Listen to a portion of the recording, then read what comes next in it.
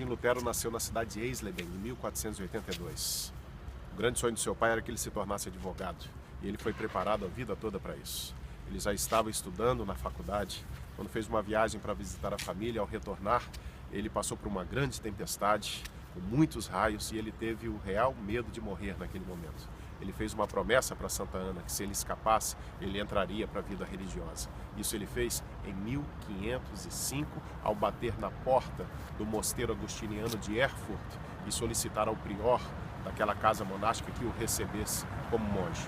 Ele ingressa na vida monástica, portanto, e nos seus primeiros 10 anos de vida sacerdotal, como monge agostiniano, Lutero ele se debateu no seu interior, buscando o perdão de Deus, relacionamento com Deus, reconciliação com Deus. Não havia nada nesses primeiros 10 anos que apontassem para o fato de que Lutero ia se tornar o grande reformador que se tornou. Nada disso. Ele, nesses períodos iniciais, nesses anos iniciais, ele foi um homem religioso, solitário, em busca de perdão, em busca de reconciliação com Deus, que ele via como um grande juiz, um punidor. Ele não conseguia entender como poderia amar esse Deus que, na sua opinião, era um Deus vingativo. Essas eram as grandes crises existenciais e espirituais de Lutero. Ele, em Staupitz, o prior do mosteiro agostiniano de Erfurt, ele encontrou um pai espiritual, um homem que apontou a leitura da Bíblia como um caminho para que ele pudesse descobrir a solução para suas crises. O acompanhou toda a sua vida.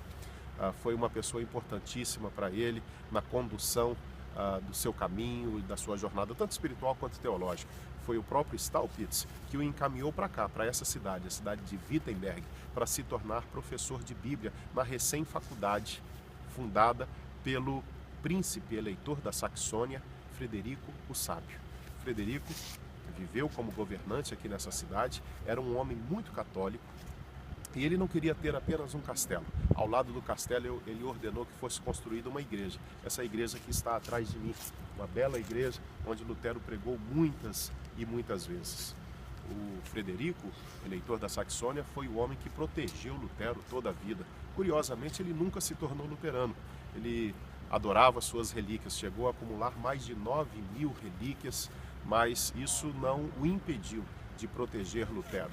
Como eu disse, Lutero pregou muitas vezes nessa igreja. É aqui nessa igreja que estão enterrados o Frederico, o sábio, o eleitor da Saxônia. Ao seu lado está enterrado o seu irmão que o substituiu, o João, que também foi governante aqui da Saxônia. E é dentro dessa igreja também que estão enterrados o Martinho Lutero, e logo ao lado está enterrado também o seu grande amigo, que foi o seu braço direito na Reforma, o Philippe Melanchthon. Essa igreja é importantíssima por vários fatos, né? Pelo fato de Lutero estar enterrado aqui, por ser um marco da história do protestantismo, mas tem uma questão que é de suma importância, e foi ali, naquela porta, que Lutero fixou, no dia 31 de outubro de 1517, as 95 teses. Eu quero chegar aqui perto contigo, para que você possa ver essa porta bem próxima. Veja que, obviamente, essa não é mais a porta original.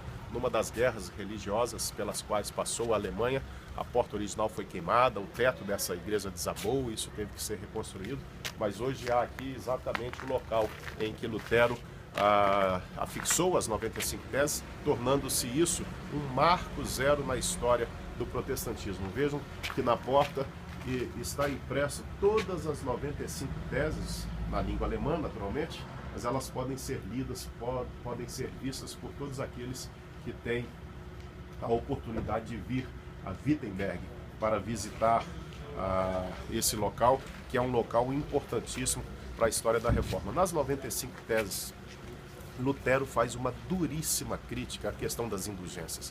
Lutero já vinha se debatendo isso há pelo menos 2 anos. Eu disse para vocês que nos primeiros 10 anos ele não pensou em reformar a igreja, ele estava preocupado em reformar a ele mesmo, a sua vida pessoal, a sua vida interior, o seu coração.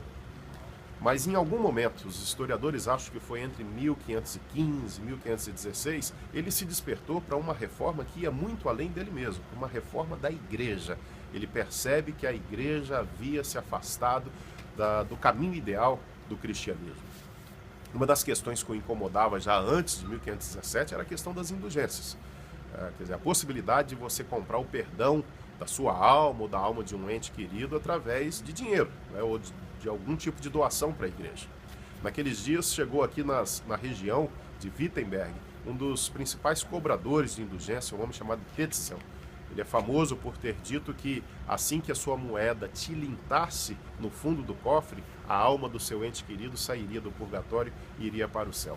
Isso causou, foi uma espécie de gota d'água para que Lutero produzisse esse documento. Ele já vinha escrevendo algumas coisas sobre isso, mas agora ele é muito contundente, ele questiona essa prática da igreja, e na tese de número 82, ele fala o seguinte, que se o Papa tinha poder para tirar as almas do purgatório, ele deveria fazer isso por amor e não por dinheiro, que ele chama de funestíssimo. Ou seja, essa talvez seja a tese lapidar de todas as 95 teses em que ele expõe o seu pensamento acerca dessa prática. As 95 teses se tornaram assim uma espécie de pontapé inicial de toda uma teologia profunda e ampla que foi produzida por Martinho Lutero, dando assim uma espécie de norte, apontou um caminho para a reforma protestante, não apenas aqui na Alemanha, mas em toda a Europa. A reforma protestante mudou a história do Ocidente. Martinho Lutero, nos anos seguintes, se tornou uma espécie de herói nacional aqui para a Alemanha. A Alemanha que era dividida em literalmente centenas de territórios, cidades que eram independentes, principados, não tinham uma organização única do ponto de vista político, não havia uma unidade política. O povo alemão se ressentia disso. Não havia uma solução do ponto de vista político, não havia uma solução do ponto de vista econômico ou social.